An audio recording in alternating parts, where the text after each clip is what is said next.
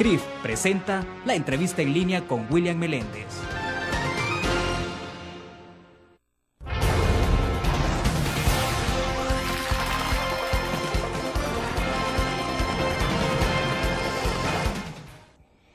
Bienvenidos a la entrevista en línea, es un gusto que nos acompañe. Transmitimos en tiempo real desde la sala de redacción de la Prensa Gráfica en este jueves 22 de marzo de 2012. Saludos a ustedes que están con nosotros a través de la prensagráfica.com, también a quienes nos ven en Canal 25 a las 9 de la noche.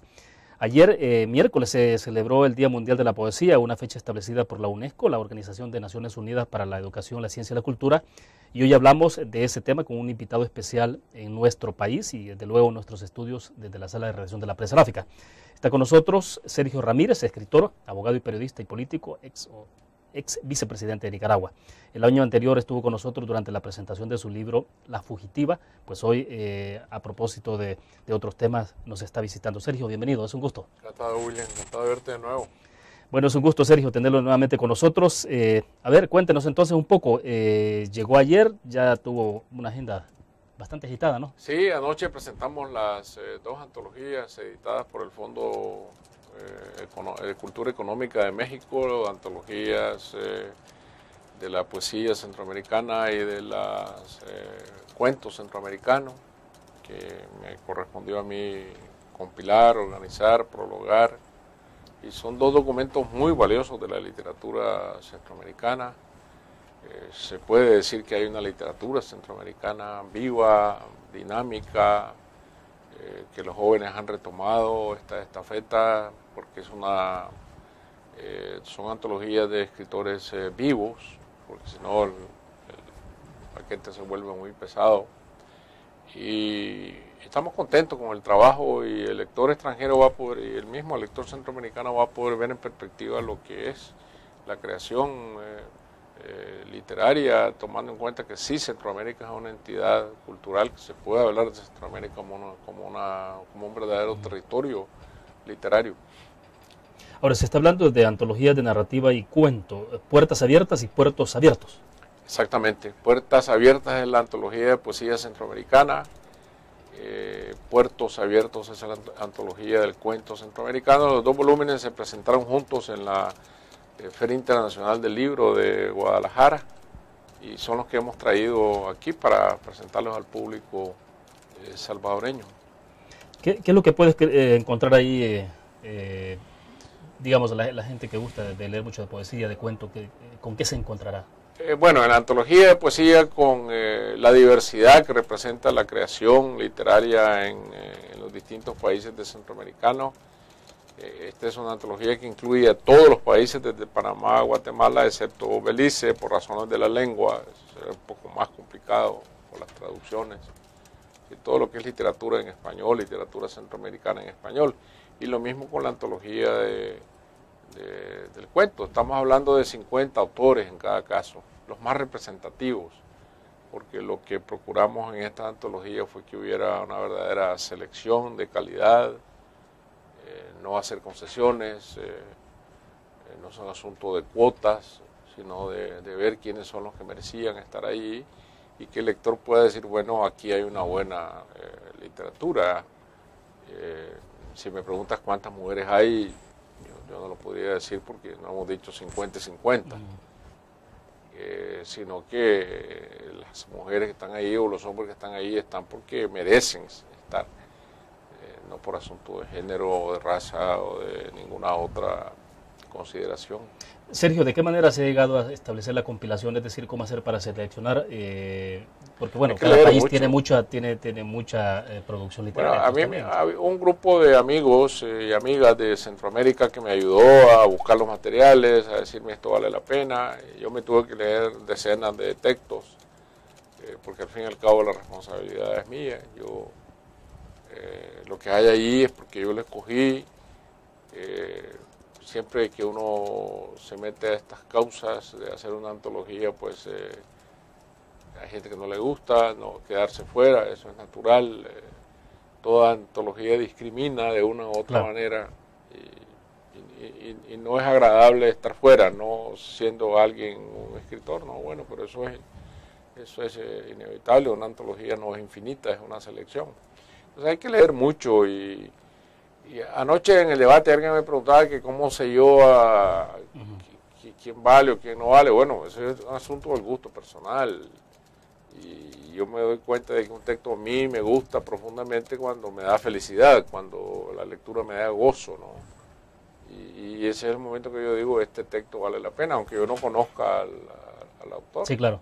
¿Qué tipo de mensaje, qué tipo de expresión es la que muy abierta, Sergio Ramírez? ¿no? Muy abierta, hay de todo, la tendencia poética es muy variada, muy común. Puede haber desde poesía amorosa hasta poesía de descripción de la realidad histórica, lo que sea, y lo mismo en el cuento. No hemos usado ningún criterio temático. Es la expresión literaria libre, siempre que tenga un estándar de calidad. Y entonces ayer fue la presentación, el nivel de aceptación, ¿cómo se expresó la gente? ¿Qué tal? Bueno, tuvimos un buen público que se enteró por primera vez, entró en contacto con las antologías, ahora veremos que sea leída. Son 2 volúmenes respetables de 400 y pico páginas cada uno, muy bien editados. El Fondo de Cultura Económica es una editorial de primera línea y esperamos que estos libros se vuelvan, textos básicos de consulta sobre la literatura centroamericana actual. Obviamente, como te decía, tuvimos esta medida de que solo hay autores vivos, por lo tanto eso carga el peso sobre las espaldas de los jóvenes. Hay más jóvenes que viejos, obviamente, si estamos hablando de autores vivos, y eso me interesaba mucho a mí, es decir, que ya escritores nacidos en los 70, en los 80, ya entren en la antología. Esta literatura únicamente está impresa, no es posible encontrarlo en internet. Va a haber una edición electrónica que el Fondo de Cultura está preparando. Sí, claro, ahora eso es inevitable, ¿no? Tiene que ser así. La parte de financiamiento para hacer todo esto es el fondo. Este fue un plan que nació de una conversación con el director del Fondo de Cultura Económica, Joaquín Díez Canedo, y con la directora de la Feria Internacional del Libro de Guadalajara, que darle presencia a Centroamérica en la Feria Internacional del Libro. O sea, la feria es el foro cultural más importante que hay en América Latina y en la lengua española en cuanto a libros, feria inmensa. Y cada año hay un país invitado, y siempre se ha hablado de que Centroamérica podría ser un país invitado. Esto no es fácil de organizar porque hay que poner de acuerdo a 5 gobiernos, eso es una gran inversión ir como país invitado. Pero bueno, entonces decidimos empezar haciendo 2 cosas. Una, poniendo por primera vez un stand de libros centroamericanos que el Fondo de Cultura Económica financió. ¿Eso fue el año pasado? En noviembre, diciembre del año pasado. Y allí por primera vez estaban las editoriales centroamericanas públicas, privadas, de todo tamaño, con sus libros. Eso fue una gran novedad en la feria.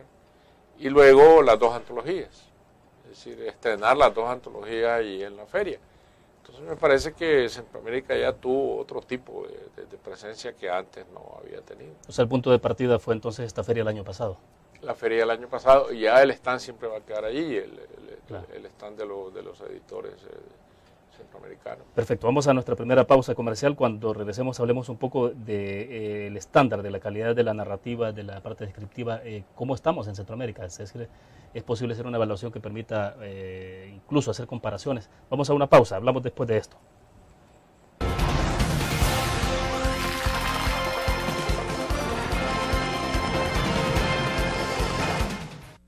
¿Qué te parece si este año alcanzas tus metas? Construyes tu futuro. Enfrentas nuevos retos sin más preocupaciones.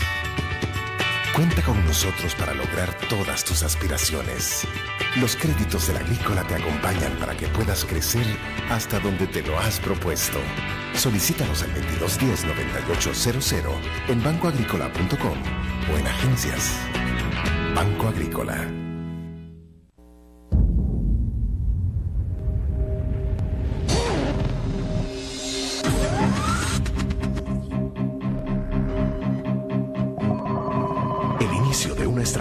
financiera, desde los negocios y la actividad económica hacia toda Centroamérica. El Economista Regional, una revista especializada donde encuentras el panorama empresarial y los principales movimientos financieros. El Economista, el modelo regional de información económica.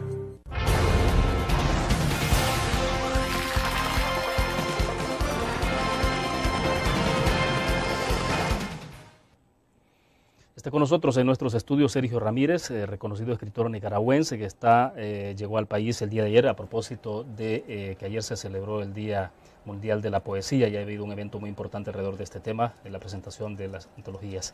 Sergio, un poco la inquietud en el segmento pasado con el que cerraba el segmento tiene que ver con el tema de calidad de la narrativa, de la escriptiva. ¿Cuánto hemos avanzado? ¿En dónde se ubica Centroamérica ahora? ¿Se percibe el salto de calidad a este nivel? Yo creo que sí, tenemos escritores de reconocimiento internacional que traspasan las fronteras centroamericanas, son editados en Europa, en México, en Argentina, nombres como Ernesto Cardenal, Yoconda Belli, Horacio Castellanos Moya de El Salvador, Rodrigo Rey Rosa de Guatemala, tienen un espacio internacional. Esto no quiere decir que sean los únicos que valen la pena, no. Hay otros que están conquistando espacios también, siendo mucho más jóvenes. Y yo creo que sí, hay una literatura centroamericana que está siendo leída. Y sobre todo, como yo te decía antes, porque podemos partir de una identidad. Es decir, Salarvé es un escritor centroamericano, Asturias lo es, Rubén Darío lo es. No podemos hablar de escritores del Cono Sur o de escritores de los países andinos. Esos son más bien espacios económicos, sociales, no espacios culturales. Centroamérica sí es un verdadero espacio cultural. Ahora, en el caso de la poesía, que tuvo mucha influencia en el siglo pasado, especialmente en la época marcado por toda la parte de la fuerte influencia ideológica, política, Sergio, en aquel tiempo donde había muchos escritores militantes, revolucionarios, de izquierda, ¿qué ha pasado ahora? ¿Hay una fuerte presencia dentro de la poesía, dentro de la narrativa en Centroamérica? Yo creo que marcada por eso, ¿no? La generación, mira, ya hay escritores nacidos en los 90, tienen 20 años, 22 años, o finales de los 80, que ya los grandes conflictos que vivió Centroamérica en los años 80 ya no le tocaron. No le tocaron ni las dictaduras militares, ni le tocó la guerra que se libró en El Salvador, o en Nicaragua, o en Guatemala. Y entonces tienen otra perspectiva de la historia. Y si tienen una perspectiva respecto a estos fenómenos, es una perspectiva, yo diría, más crítica, más alejada y por lo tanto más crítica, o tienen la libertad de ocuparse de muchos otros temas. Ahora, los temas de la vida pública siempre van a influir en la literatura centroamericana. Entre los novelistas siempre hubo temas, dictadura, represión. Claro. Hoy el tráfico de drogas, Centroamérica como un territorio de paso de la droga, lo que se produce en la vida política, en la vida social, el tráfico de indocumentados, la trata de blancas, en fin, todos estos fenómenos que son el asunto de las pandillas, todo esto es materia literaria. Siempre que se transforme en imaginación, porque la literatura es transformadora, que la imaginación logre transformar las imágenes de la realidad y que nos dé personajes, seres humanos. La literatura al fin y al cabo es sobre seres humanos, no sobre hechos históricos o sociales. Este es el telón de fondo, pero afecta o no la vida de las personas. Una guerra, un cartel de drogas, llega, influencia una zona, unas pandillas, afectan la vida de las personas y eso va a dar a la literatura. ¿Eso implicará que haya una literatura menos ideologizada, menos politizada? Yo creo que sí, eso depende de cada época. Antes no se concebía a un escritor si no estaba comprometido, y cuando se hablaba de compromiso, era el compromiso con la izquierda. Hoy eso ya no existe más porque no hay ideologías absolutas. Es decir, ya el mundo no se mueve a través de las luchas ideológicas, este, oeste. El mundo se mueve a través de otros resortes. Hay una multipolarización en el mundo. Antes había un mundo bipolar, hoy hay otros polos culturales, sociales, políticos. Entonces la literatura se responde a estos cambios. Ya no es lo mismo que antes. Esta radicalización que giraba alrededor de las luchas sociales, que llegaron incluso a ser militares, creo que eso ha pasado a la historia. Hay como, digamos, temas más puntuales que están influyendo, lo que ya decíamos del tema, por ejemplo, el narcotráfico, el crimen organizado. Lo que influye, lo que domina el panorama social, lo que afecta la vida de las personas. Antes un muchacho dejaba su casa para irse a la guerrilla. Hoy un muchacho deja su casa para irse a las pandillas. Esa es una realidad social. O deja su casa para irse a meter a una banda de narcotraficantes pensando que así va a ganar mucho dinero, o deja su casa para irse a buscar la frontera de los Estados Unidos como espalda mojada, como tantos millones de centroamericanos lo han hecho. Atrás queda una mujer, queda una familia. Claro. Y aquí comienza el conflicto personal que lleva a la literatura.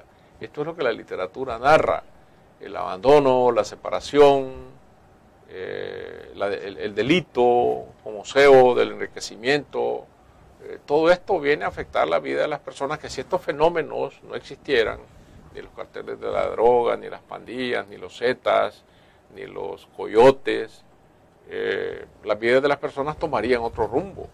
O si nuestros países pudieran dar respuesta con una estructura económica mejor dotada al que quiere encontrar trabajo y no lo encuentra, entonces tiene que emigrar, la cosa sería diferente.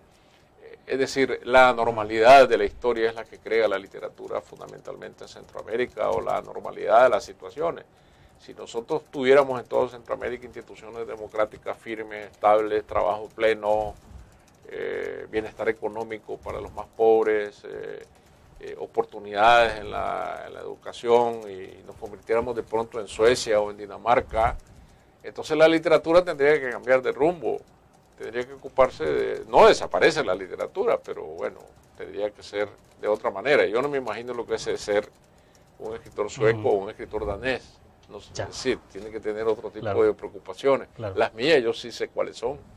Perfecto, vamos a la pausa. Cuando regresemos hablemos un poco entonces cómo la literatura, una vez que aborde esos temas, puede transformar la realidad de los países, generar impacto en lo político, en lo social y económico. Hacemos una pausa.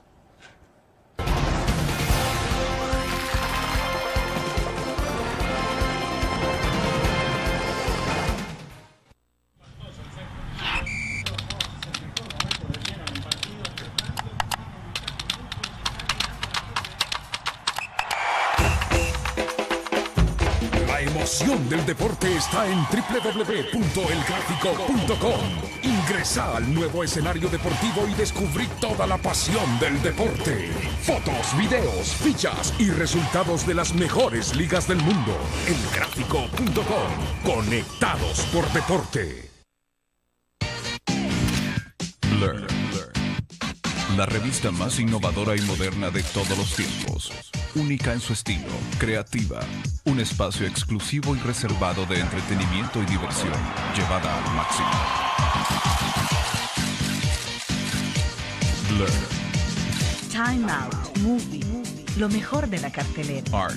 Shopping, la guía de la moda. Go, viajes cortos fuera de la ciudad. Blur.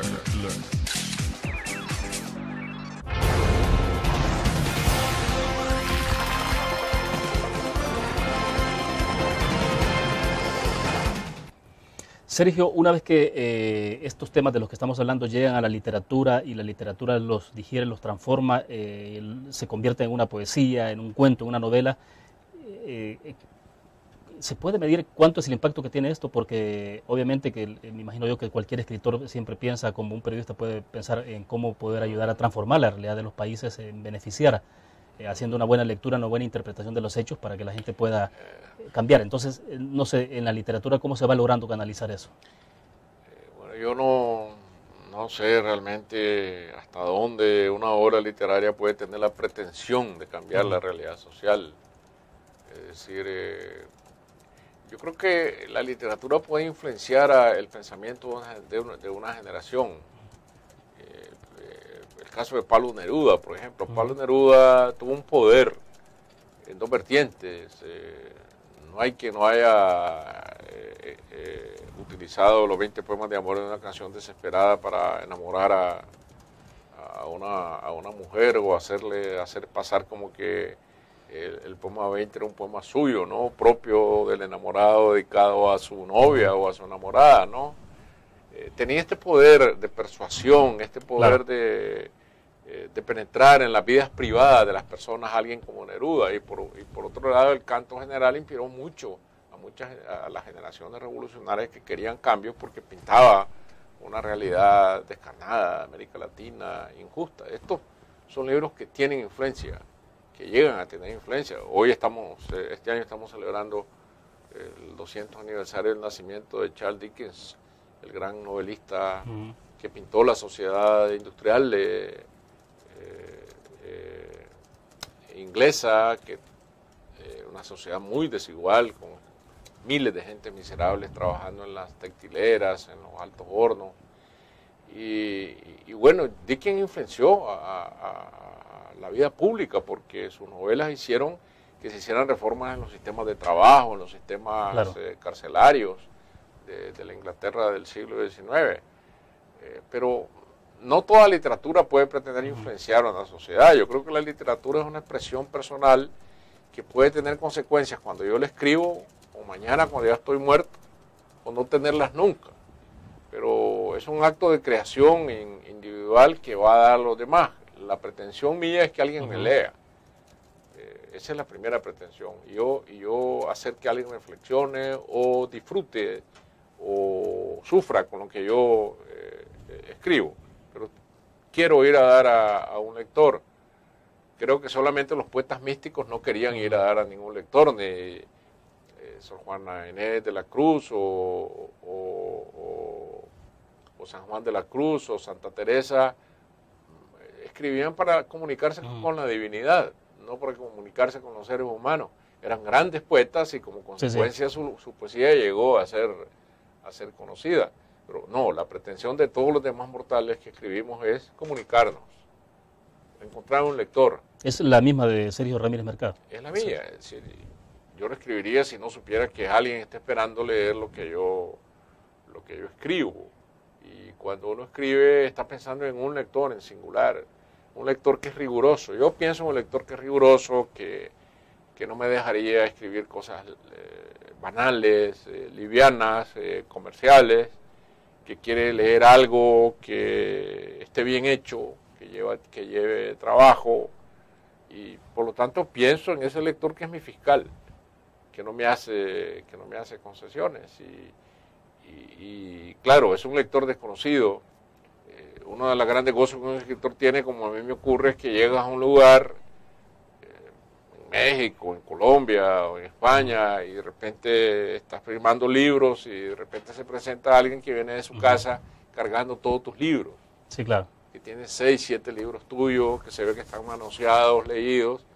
Bueno, ese es mi objetivo, no cambiar el mundo, no provocar una revolución, no derrocar un gobierno, sino entrar en la casa de un lector y vivir ahí en esa casa de ese lector, en los estantes de su biblioteca, y que un día saque su libro porque sabe que yo estoy allí y lleve a que yo se lo firme. Para mí, ese es el objeto de la literatura. Veremos en adelante, no sé, este año, en los próximos años, algunos escritos de Sergio Ramírez, más, no tanto sobre la novela o la poesía, sino más dirigido a reflexionar sobre la realidad, sobre los problemas de Nicaragua concretamente o de Centroamérica. No creo porque eso me quitaría tiempo a mí para la reflexión literaria y para la creación literaria. Yo saldé mis cuentas con mi vida política escribiendo mi libro de memorias Adiós muchachos, y yo dije hasta aquí llego, y lo demás para mí es creación literaria. El tiempo pasa, el tiempo se agota y la cantidad de libros que yo quisiera escribir va a desbordar mi propia vida, así que tengo que dedicarme a eso. Bueno, pero es imposible hacer reflexiones sobre la... Usted sigue escribiendo, escribe para la prensa gráfica también artículos Sí, de claro. todo tipo, bueno, no solo para la prensa, sino para otros periódicos a nivel mundial, y los temas de la vida diaria están ahí siempre. O sea, Siempre. es imposible, es decir, cuando usted dice, cuando escribí Adiós muchachos y saldé cuentas con la vida, no significa que se desvinculó totalmente. Vamos a ver, saldé Ajá. cuentas con mi vida de participación política, con lo que Ya. yo fui como en la vida política, candidato, funcionario, revolucionario, parlamentario, que ya no lo volvería a hacer nunca. Pero yo además de mi sombrero de escritor, tengo mi sombrero de ciudadano. Y yo, cuando alguien me hace una pregunta política, yo nunca dejo de responderla, porque me preocupa el país donde vivo, me preocupa la región donde vivo, lo que está pasando en Centroamérica y lo que está pasando en América Latina, lo que Claro. pasa en Nicaragua. Entonces, yo no busco ir a hablar sobre eso, pero cuando me lo preguntan, respondo, porque tengo una conciencia ciudadana, como la tendría Claro. un zapatero, como la tendría un panadero, un médico, un ingeniero, que es un ciudadano, y los ciudadanos tienen que participar. Yo creo que la vida pública se hace con los ciudadanos que se expresan, no con los que se quedan callados. Bueno, y los periodistas preguntamos siempre sobre esos temas, así que vamos a una pausa y después regresamos ya para hablar de la realidad, de cómo se ve Nicaragua, cómo se ve Centroamérica. Volvemos.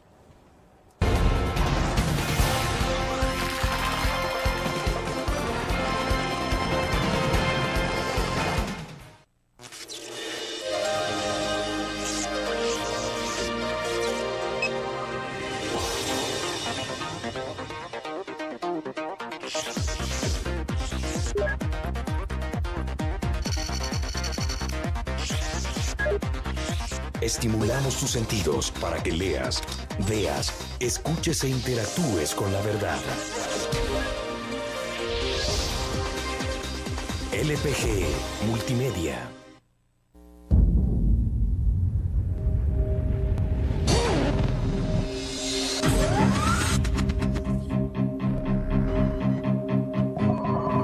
El inicio de una estrategia financiera desde los negocios y la actividad económica hacia toda Centroamérica. El Economista Regional, una revista especializada donde encuentras el panorama empresarial y los principales movimientos financieros. El Economista, el modelo regional de información económica.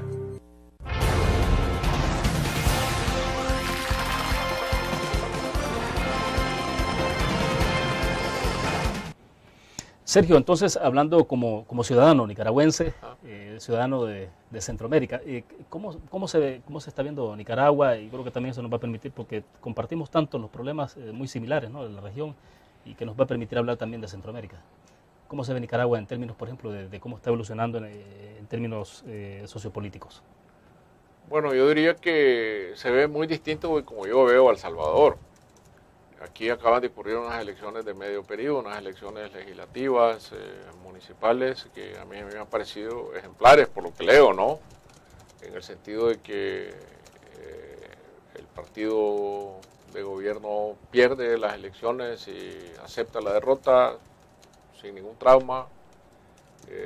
La alternancia está establecida a través del sistema electoral en el que todo el mundo confía. No he oído yo reparos en contra del fallo del Tribunal Electoral ni de la manera como han sido contados los votos. Eso para mí es el paso fundamental o la llave que abre las puertas del sistema democrático. No es lo único, una democracia no es votar nada más, pero sin votar libremente no hay democracia. Y entonces yo comparo la situación de El Salvador con la de Nicaragua. El partido de gobierno hizo todo lo contrario, intervenir las elecciones, y a través de un consejo electoral viciado que tiene unos rostros completamente comprometidos con la corrupción electoral, cuenta unos votos de una manera que nadie sabe cómo fueron contados. El informe de la Unión Europea, de la Comisión Electoral de la Unión Europea y de la OEA dice que no hubo transparencia. Muy diplomáticamente dicen hubo opacidad en el proceso electoral. Yo no sé si el presidente Ortega ganó o perdió esas elecciones, nadie puede saberlo. El único resultado es que además de que fue proclamado triunfador, le adjudicaron 63 asientos de 90 que tiene la Asamblea Nacional. Es decir, hoy tiene un alud que echarle encima a la institucionalidad del país, cambiar la Constitución, cambiar las leyes, y la oposición está reducida a una mínima expresión. Hoy vienen unas elecciones municipales en noviembre. Yo no tengo alternativa para ir a votar a esas elecciones. ¿Para qué? Mucho desaliento. Los votos los va a contar las mismas personas, la ley electoral va a ser la misma, el control que tiene el partido de gobierno sobre las mesas electorales es igual. En las elecciones nacionales, en 30% de las mesas la oposición no estuvo presente, no tuvo fiscales, en 30%, porque no los dejaron entrar, porque no los dejaron estar presentes a la hora del escrutinio de la final, no firmaron las actas. Entonces el partido de gobierno estuvo solo en el 30% de las mesas electorales. Si eso se va a repetir en las municipales de este año, pues yo no tengo ningún interés en ir a votar, en perder mi tiempo en votar en esa clase de elecciones. Entonces, este deterioro institucional que a un gobierno que tiene todo el poder en la mano, a una familia que tiene todo el poder en la mano, le parece que esto es muy bueno porque consolida su poder, es al revés, deteriora ese poder. Es decir, a mediano o largo plazo, estas culpas se pagan, en los sistemas políticos estas culpas se pagan, porque yo creo que en Centroamérica el destino es la democracia, y la convivencia democrática es la que va a marcar las relaciones entre los países centroamericanos. En la medida en que tengamos abusos autoritarios o falsificación del sistema electoral, esta convivencia verdaderamente no va a ser posible. Pero en Centroamérica, aún teniendo los problemas siendo muy similares en muchos sentidos, cada país resuelve a su manera y quizás asume la democracia a su manera. Por la vía democrática. Es decir, en Guatemala ganó el general Pérez Molina, un ex militar. Bueno, lo eligió la gente, nadie ha dicho que no haya sido electo. Sí, claro, no transparentemente, hubo sobresalto. no. Esas son las opciones. Aquí las próximas elecciones las puede ganar Arena, y el FMLN va a aceptar que ganó Arena. Ese es el sistema democrático, esa es la alternancia. O puede volver a ganar a un candidato del FMLN, entonces Arena también va a aceptar, o un candidato de Gana, no sé, Gana sacó ya votos suficientes como para escupir en rueda, como decimos, ¿no? Entonces, como te decía, esa es la llave del sistema democrático, votar libremente, elegir. Lo demás vendrá por añadidura. Es cierto que las democracias centroamericanas son imperfectas, tienen debilidades, está presente la corrupción, muchos lunares, pero creo que vamos, con excepciones, por buen camino, es decir, el camino de la democracia. Ahora, en el caso de Nicaragua, ¿en qué momento comenzó a distanciarse de ese camino hacia la democracia? Yo creo que con la voluntad que tiene el presidente Ortega de quedarse siempre en el poder, al estilo Chávez, al estilo Correa, al estilo Morales, que no están pensando en irse, sino que están pensando en manipular las leyes, la Constitución, las instituciones para quedarse. ¿Eso puede ser sostenible en corto plazo? Eso no es sostenible. A largo plazo eso no es sostenible, porque la gente lo que demanda es un sistema democrático verdadero, y estos sistemas están acompañados por una dosis muy alta de populismo, y el populismo tampoco resuelve nada. Es decir, la gente puede estar agradecida de que se le den unas láminas de zinc para techar su casa, de que se le den alimentos, pero el verdadero sistema democrático funciona cuando la gente tiene trabajo, un trabajo rentable, cuando tiene educación, cuando tiene salud verdadera y no vive de donaciones. Esto realmente no puede funcionar por largo tiempo. ¿Y es posible el establecimiento de una dictadura utilizando todos los instrumentos que puede facilitar una democracia? No creo que ningún país centroamericano acepte una dictadura. Una dictadura que reprima, llene las cárceles de presos políticos, mande al exilio a los opositores, suprima los periódicos, los medios de comunicación. Puede ser que en la mente de alguien exista ese proyecto de que el poder absoluto solamente puede alcanzarse callando a los demás, pero eso ya no es viable en Centroamérica. Estamos viviendo otros tiempos, estamos en el siglo XXI y el estado natural de un país es la democracia, y quien intente eso va a fracasar. Bien, vamos a otra pausa comercial, volvemos con más.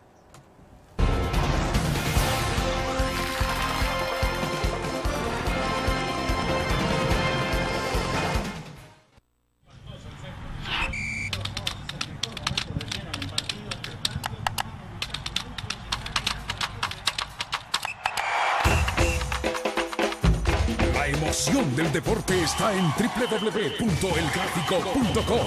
Ingresa al nuevo escenario deportivo y descubrí toda la pasión del deporte. Fotos, videos, fichas y resultados de las mejores ligas del mundo. Elgráfico.com.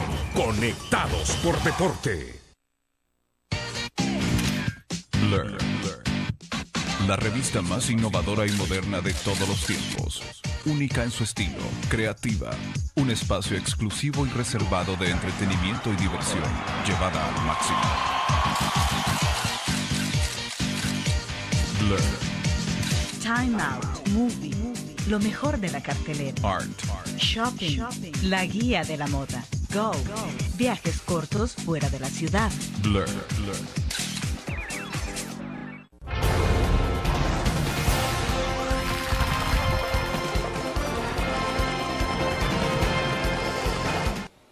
Bueno, hay temas que no pueden faltar en las reflexiones y en los análisis de Centroamérica, sobre todo porque vivimos en todo este tema de la globalización de las economías de los países, Sergio, que tiene que ver con la globalización también de los problemas. El caso de las drogas, que no es nada nuevo, pero tiene otras dimensiones en este contexto. En nuestro país estamos viviendo en este momento una discusión, hay una gran controversia, se lo comentaba antes de iniciar la entrevista, que tiene que ver con... unos dicen negociación, otros dicen que entendimientos que ha habido con las pandillas. El asunto es cómo de una manera dramática hemos visto de 14 homicidios diarios, de 12, 14 homicidios diarios. Ayer, por ejemplo, solo hubo un homicidio. Entonces, se habla de que ha habido ahí una negociación supuestamente de gobierno con las pandillas. Otros dicen no, lo que ha habido es un entendimiento, y en esto ha formado parte la Iglesia Católica con un ex dirigente del FMLN que han intermediado para que las pandillas entonces se pongan de acuerdo y dejen de matarse entre sí. Pero bueno, estamos hablando del tema ya en términos globales de seguridad, el tema de violencia, narcotráfico. Yo creo que el gran tema de Centroamérica es la seguridad. Claro, tenemos otros temas fundamentales, la educación, el trabajo, la desigualdad social, la marginalidad, pero hay un tema que atraviesa a todo Centroamérica, que es la droga. Y la droga es una gran multinacional, es decir, los carteles de la droga son una gran multinacional que maneja miles de millones de dólares y que por su fuerza de gravitación tiende a tender a atraer a las otras facciones que se dedican al crimen organizado. Extorsiones, secuestros, asaltos, todo va a caer bajo el dominio de los grandes carteles de la droga. Yo diría que estamos siendo víctimas de una situación injusta que nos da la geografía, porque pasa la droga por Centroamérica porque somos un puente natural. Si pudiéramos entre todos los países centroamericanos contratar una draga que nos arrastrara lejos de la posición geográfica donde estamos y dejáramos de ser este puente que somos entre Colombia y México, pues tal vez estaríamos mejor, pero eso es una hipótesis de un novelista. La realidad es que estamos aquí. Estamos aquí, la droga pasa, se captura una mínima parte de la droga, el resto pasa franca, llega a los Estados Unidos, que es donde se consume. Están los grandes redes de consumidores y nosotros pagamos los platos rotos, pagamos las consecuencias, crimen, enfrentamientos, secuestros, robos, porque estamos contaminados, estamos infestados por el paso de la droga. No somos grandes países consumidores. Ese no es el problema. Aquí se consume droga de una manera mínima, claro, pero la capacidad adquisitiva de que alguien pueda comprar una ración de cocaína refinada que vale 30, 40 dólares en Estados Unidos, pues no la tiene cualquiera. No puede ser un mercado de consumo atractivo además, para la cantidad de gente que vive aquí no justifica que sea una masa crítica de consumo. Entonces somos simplemente un puente. Eso me parece que el presidente Pérez Molina ha puesto el dedo en la llaga. Hay que abrir una discusión sobre la actitud institucional de estos países por su propia seguridad frente a los carteles de la droga. y la legalización, la despenalización del consumo de la droga me parece que es un tema muy serio, que por fin se ha puesto sobre la mesa. Antes era un tabú hablar de eso.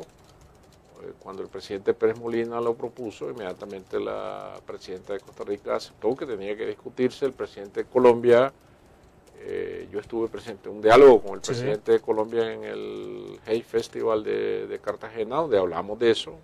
Estaba Carlos Fuentes, estaba el director del país, y él aceptó que él estaría de acuerdo con la despenalización siempre que se tratara de un acuerdo internacional.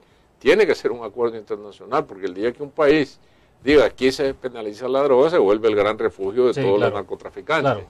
No, tiene que ser un acuerdo.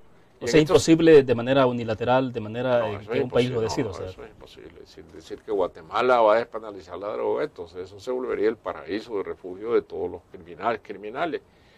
Pero hemos llegado al punto de madurez en este momento como para entrar a una discusión que sea bastante seria, sana, razonable.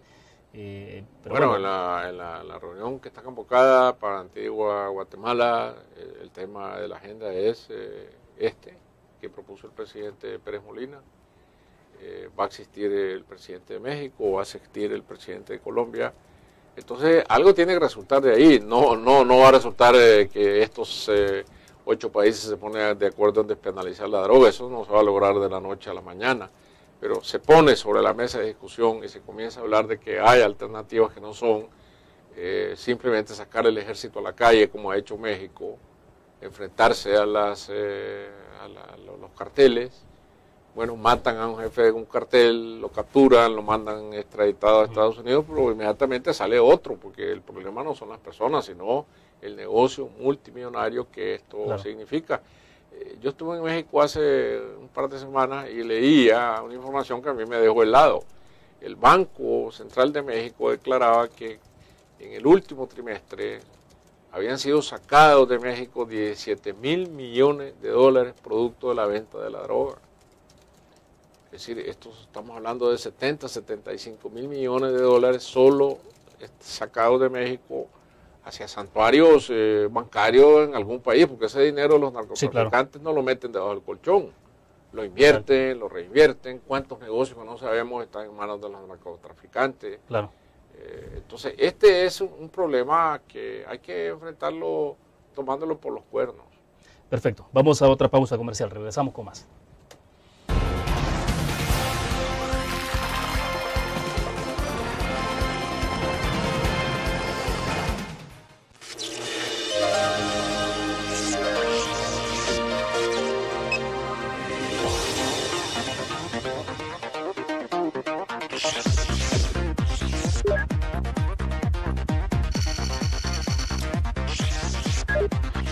Estimulamos tus sentidos para que leas, veas, escuches e interactúes con la verdad. LPG Multimedia. Tu periódico es dinero, porque ahora puedes pagar con la prensa gráfica. Busca y recorta en tu periódico el dinero, que podrás canjear en los establecimientos de nuestros aliados. Encontrarás uno cada día. Compra con la prensa gráfica y encuentra una buena noticia para tu bolsillo. Con la prensa gráfica lo compras. Con la prensa gráfica lo pagas. La prensa gráfica. Noticias de verdad.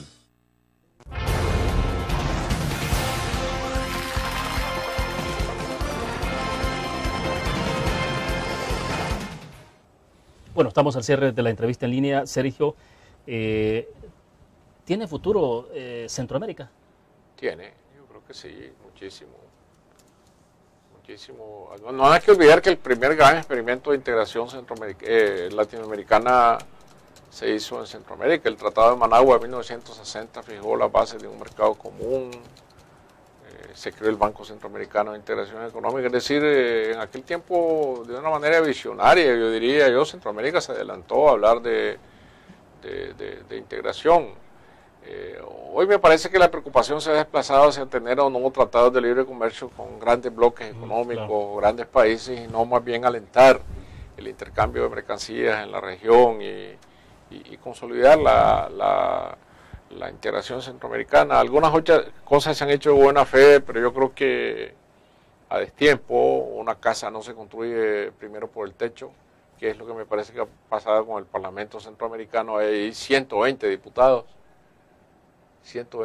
porque está Panamá y República Dominicana, entonces serían 140, 7 por 2, 14, 140 diputados que cuestan una fortuna.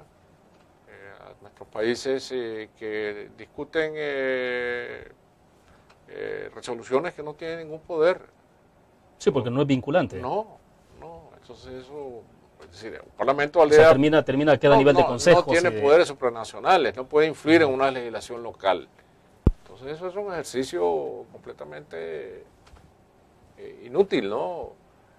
Hay una corte centroamericana que ojalá sus fallos fueran atendidos. Hoy acaba de hacerse cargo de ver un problema fronterizo entre Nicaragua y Costa Rica. Costa Rica dice que no tiene por qué hacerle caso a este tribunal. Entonces, esas cosas de la superestructura jurídica son la conclusión de un verdadero proceso de integración, no el comienzo. Pero bueno, creo que se han dado pasos, se siguen dando. Creo que los presidentes se reúnen muy a menudo, discuten problemas fundamentales, como se va a discutir de las drogas hoy día. Exacto. Yo sí tengo mucha fe en que, además, por una simple razón, y es de que cada país centroamericano por sí mismo no va a poder valerse en el mundo global futuro, tal como se está desarrollando. Son economías demasiado pequeñas para poder ser viables. Entonces sí, Centroamérica unida, diría, bueno, el producto de una Centroamérica, el Producto Interno Bruto de una Centroamérica vista de conjunto sería respetable. Ahora, esto puede ser incentivado más por obligación o por presión que por convicción, o pueden ir... Por necesidad y por convicción, pero muchas veces las convicciones vienen de las necesidades. Yo creo que esta es una necesidad imprescindible. No vamos a poder subsistir solos si no desintegrados en el futuro. Estamos hablando de un mundo cada vez más integrado. Perfecto, se nos fue el tiempo, sabemos que tiene otro compromiso. Gracias, Sergio. Muchas gracias. Muy amable, muy encantado. Muchas gracias. Nuevamente. Gracias. Bueno, terminamos de esta manera la entrevista en línea. Gracias a ustedes por su fiel sintonía. Nos vamos a ver mañana siempre con otro interesante tema y otro interesante invitado. Gracias por su fiel sintonía.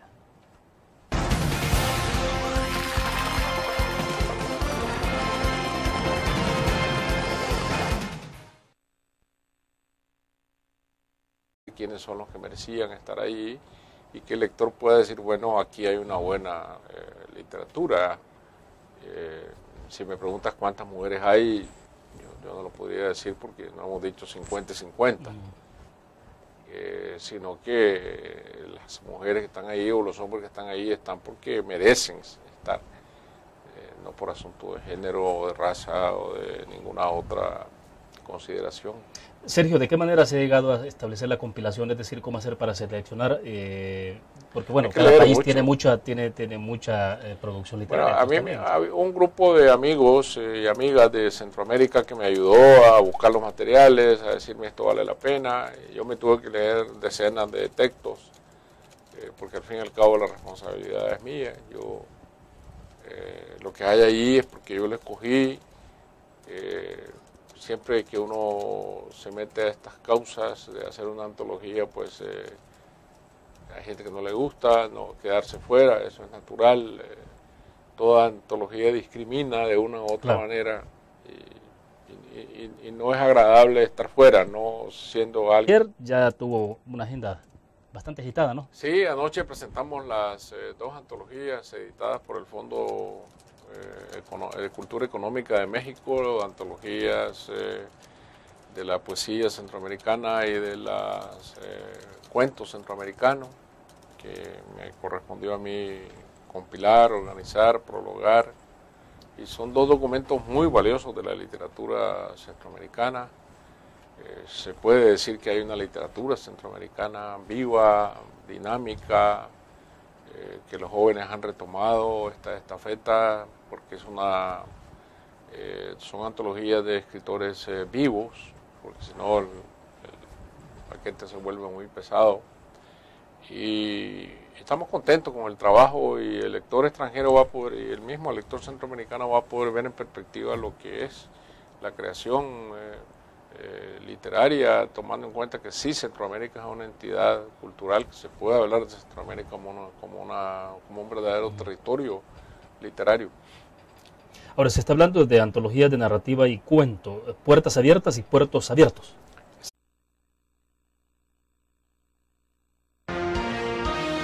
CRIF presenta la entrevista en línea con William Meléndez.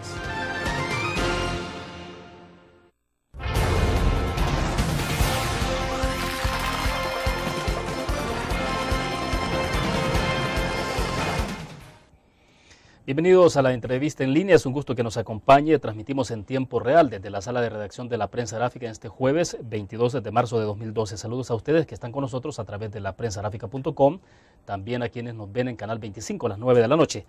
Ayer, miércoles, se celebró el Día Mundial de la Poesía, una fecha establecida por la UNESCO, la Organización de Naciones Unidas para la Educación, la Ciencia y la Cultura, y hoy hablamos de ese tema con un invitado especial en nuestro país y desde luego en nuestros estudios desde la sala de redacción de la Prensa Gráfica. Está con nosotros Sergio Ramírez, escritor, abogado y periodista y político, ex vicepresidente de Nicaragua. El año anterior estuvo con nosotros durante la presentación de su libro La Fugitiva, pues hoy a propósito de otros temas nos está visitando. Sergio, bienvenido, es un gusto. Encantado, William, encantado de verte de nuevo. Bueno, es un gusto, Sergio, tenerlo nuevamente con nosotros. A ver, cuéntenos entonces un poco, llegó allí. Un escritor, no, bueno, pero eso es inevitable, una antología no es infinita, es una selección. Entonces hay que leer mucho y anoche en el debate alguien me preguntaba que cómo sé yo quién vale o quién no vale. Bueno, ese es un asunto del gusto personal y yo me doy cuenta de que un texto a mí me gusta profundamente cuando me da felicidad, cuando la lectura me da gozo, ¿no? Y ese es el momento que yo digo, este texto vale la pena, aunque yo no conozca al autor. Sí, claro. ¿Qué tipo de mensaje, qué tipo de expresión es la que abierta, Sergio Ramírez? Muy abierta, hay de todo, la tendencia poética es muy variada, muy común, puede haber desde poesía amorosa hasta poesía de descripción de la realidad histórica, lo que sea, y lo mismo en el cuento. No hemos usado ningún criterio temático, es la expresión literaria libre, siempre que tenga un estándar de calidad. Y entonces ayer fue la presentación, el nivel de aceptación, ¿cómo se expresó la gente? ¿Qué tal? Bueno, tuvimos un buen público, exactamente, puertas abiertas en la antología de poesía centroamericana, puertos abiertos es la antología del cuento centroamericano. Los dos volúmenes se presentaron juntos en la Feria Internacional del Libro de Guadalajara y son los que hemos traído aquí para presentarlos al público salvadoreño. ¿Qué es lo que puedes encontrar ahí, digamos, la gente que gusta de leer mucho de poesía, de cuento, con qué se encontrará? Bueno, en la antología de poesía, con la diversidad que representa la creación literaria en los distintos países de Centroamericano, esta es una antología que incluye a todos los países desde Panamá a Guatemala, excepto Belice, por razones de la lengua, es un poco más complicado por las traducciones. Todo lo que es literatura en español, literatura centroamericana en español, y lo mismo con la antología del cuento. Estamos hablando de 50 autores en cada caso, los más representativos, porque lo que procuramos en esta antología fue que hubiera una verdadera selección de calidad, no hacer concesiones, no es un asunto de cuotas, sino de ver